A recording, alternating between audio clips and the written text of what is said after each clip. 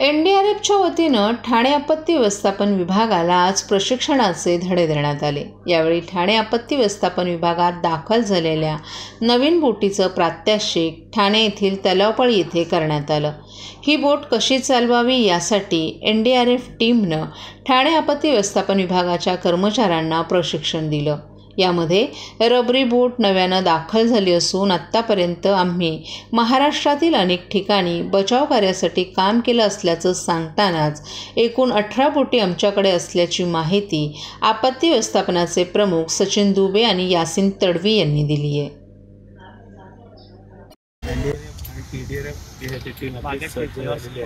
कसं बघतात अनेक ठिकाणी घटना घडत असतात, आपली टीम सक्रिय म्हणून त्याची काम करणार आहे आणि आज जो ह्या ठिकाणी प्रॅक्टिस सुरू आहे कशा पद्धतीचं चालू शासनाकडनं अतिवृष्टीचा इशारा देण्यात आलेला आहे आपल्याला।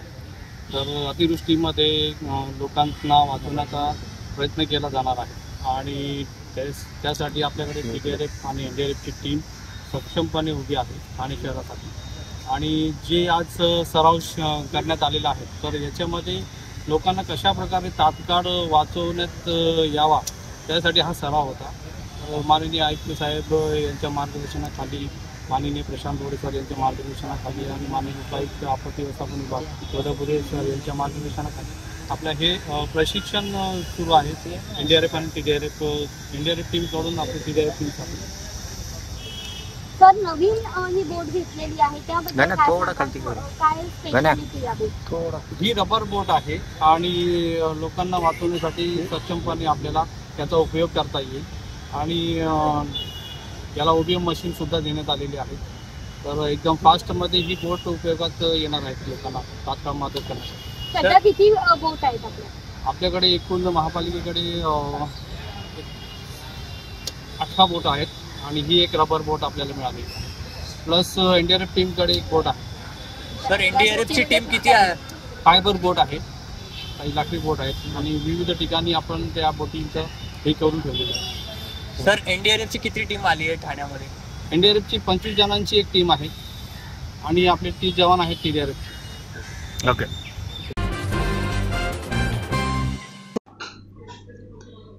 लोकमान्य नगर पाडा नंबर 4 येथील संतोष पाटील नगर येथील चाळ क्रमांक 4 जवळ डोंगराची माती खचून भूस्खलन झाल्याची घटना घडली आहे। सुदैवाने यात कोणत्याही प्रकारची हानी झाली नसली तरी देखील येथील 4 घरांना धोका निर्माण झालाय। त्यामुळे येथील 4 घरं रिकामी करण्यात आली असल्याची माहिती ठाणे महापालिकेच्या आपत्ती व्यवस्थापन विभागाने दिली आहे। या ठिकाणी धोकापट्टी लावण्यात आला असल्याचंही त्यांनी सांगितलं। काल रात्रीपासून ठाण्यात पावसानं जोर धरलाय, त्यामुळे ठिकठिकाणी पाणी साचल्याच्या घटना घडल्या।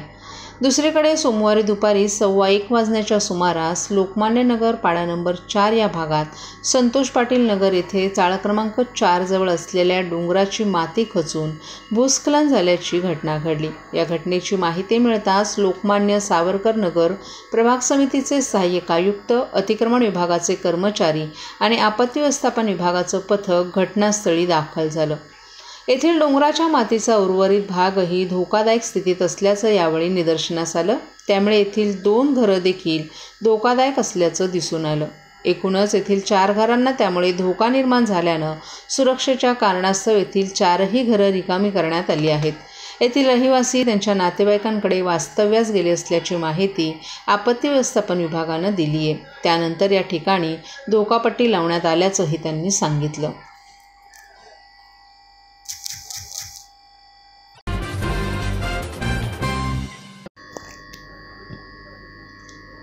यावर्षी पंढरपूर आषाढी एकादशी 17 जुलै रोजी संपन्न होणार आहे। त्यानिमित्तानं पंढरपूर येथे जाणाऱ्या भाविकांसाठी महाराष्ट्र राज्य परिवहन महामंडळाच्या ठाणे विभागाकडून 13 ते 22 जुलै या कालावधीत पंढरपूरसाठी जादा गाड्या सोडण्यात येणार आहेत। ठाणे विभागाकडून ठाणे बसस्थानक, भिवंडी, कल्याण, विठ्ठलवाडी, डोंबिवली, वाडा, शहापूर, मुरबाड आणि बोरवली नॅन्सी कॉलनी येथून 13 जुलैपासून गाड्या सोडण्यात येणार आहेत। 17 ते 22 जुलैपासून चंद्रभागा बसस्थानक पंढरपूर येथून परतीची वाहतूक सुरू होणार आहे। सोडण्यात येणाऱ्या सर्व गाड्यांचं आरक्षण संगणकीय आणि ग्रुप पद्धतीने उपलब्ध होणार असल्याची माहिती महाराष्ट्र राज्य परिवहन महामंडळाच्या ठाणे विभागाकडून देण्यात आली आहे. परतीचं आणि ग्रुप पद्धतीचं आरक्षण करण्याची व्यवस्था प्रत्येक बस स्थानकांवर करण्यात आली आहे.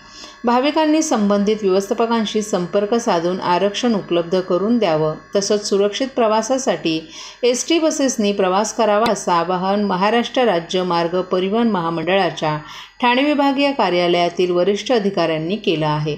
राज्य शासनाकडून एसटी परिवहन प्रवाशांसाठी 75 वर्षांवरील ज्येष्ठ नागरिकांकरिता अमृत ज्येष्ठ नागरिक योजना आणि महिला सन्मान योजना या 2 सवलती जाहीर केल्यामुळे त्याचा लाभ आषाढी पंढरपूर यात्रेकरिता जाणाऱ्या प्रवाशांना होणार आहे. तरी भाविकांनी आषाढी पंढरपूर यात्रेसाठी एसटी बसेसनं प्रवास करून संबंधित सवलतीचा लाभ घ्यावा असं आवाहन ठाणे विभागाच्या राज्य परिवहन विभागाच्या विभाग नियंत्रकांकडून करण्यात आलं आहे.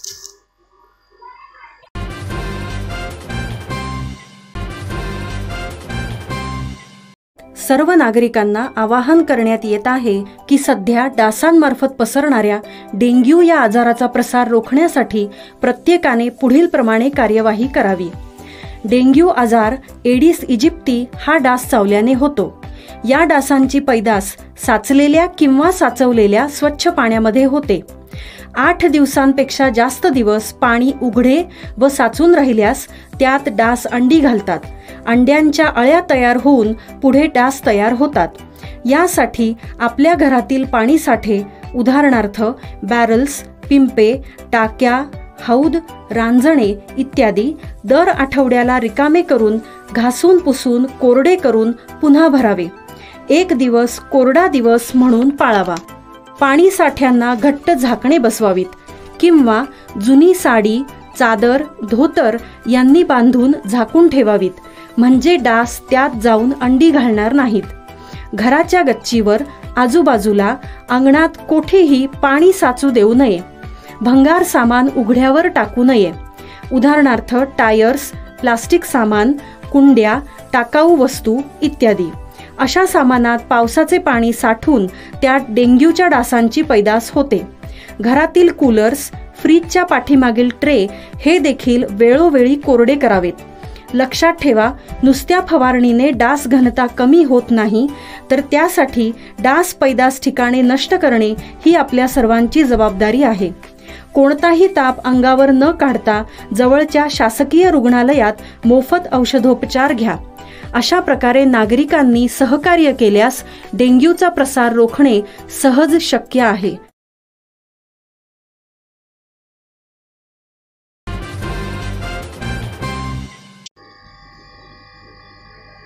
जनसेवक आणि भाजपचे आमदार संजय केळकर यांच्या पुढाकाराने आणि प्रेरणा संस्थेच्या वतीनं मी होणार ठाण्याचा टॉपर शैक्षणिक वर्ष 2023-24 या वर्षातील 10वी आणि 12वी मधील गुणवंत विद्यार्थ्यांचा आणि शाळेचा सत्कार सोहळा रविवारी 7 जुलै रोजी ठाण्याच्या गडकरी रंगायतन येथे शहराचे लोकप्रिय आमदार संजय केळकर आणि आमदार निरंजन डावखरे यांच्या उपस्थितीत पार पडला.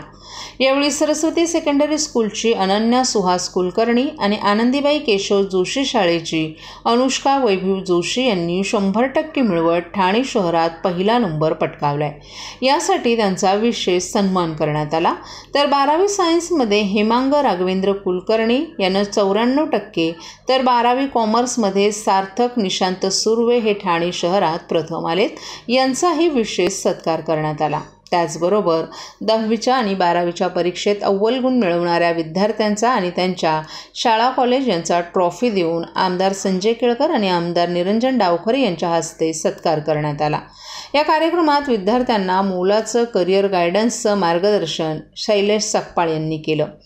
यावेळी भारतीय जनता पार्टीचे ठाणे शहर जिल्हाध्यक्ष संजय वाघोले, माजी उपमहापौर सुभाष काळे, माजी ज्येष्ठ नगरसेवक भरत चव्हाण, ठाणे महानगरपालिकेचे परिवहन सदस्य विकास पाटील, कोचिंग क्लास संचालक संघटनेचे अध्यक्ष सतीश देशमुख सर, भाजप ठाणे शहर चिटणीस संतोष साळुंखे, सचिन केदारी, प्रेरणा संस्थेचे सदस्य धीरज महालकर, अंकित परब, आशिष थत्ते, शिवाजी मोरे, सुधाकर भोसले, शेखर साळगावकर आदी मान्यवरही उपस्थित होते.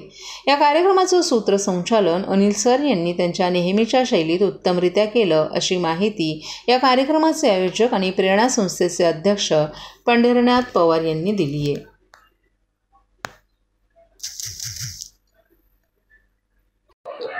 मी होणार ठाण्याचा टॉपर हा आमचा एक 2 वर्षापासूनचा एक अभिनव असा उपक्रम ठाण्यातील विद्यार्थ्यांसाठी आम्ही सुरू केला.